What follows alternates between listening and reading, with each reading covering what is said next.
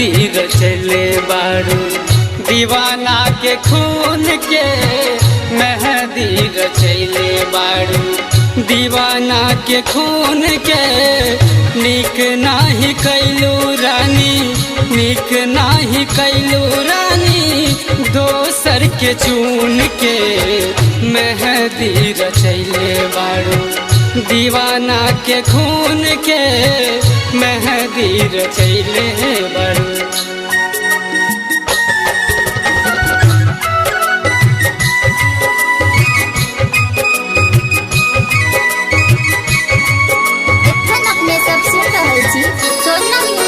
शानदार प्रस्तुति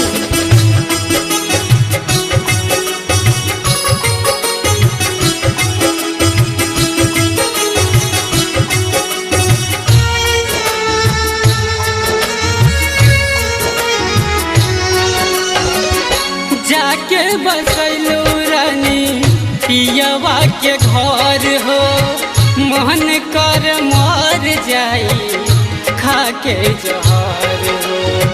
रे पगली खाए सन हमसे गलती हो गई कि तू हमरा के छोड़ के चल गई। जाके बसैलू रानी पियवा के घर हो, मन कर मर जाई खा के जहर हो। समझ नाही पवलू हमके, समझ नाही पवलू हमके, गैलू आँख मून के मेहंदी रचले बारू, दीवाना के खून के मेहंदी रचले बारू।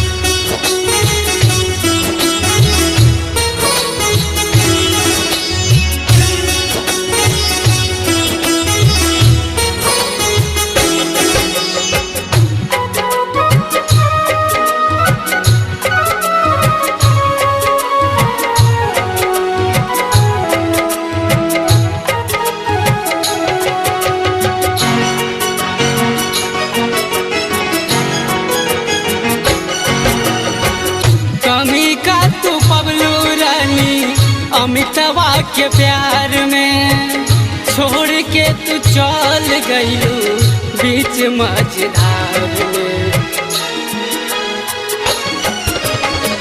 कमी का तू पवलू रानी अमितवा के प्यार में छोड़ के तू चल गईलू बीच मझधार में।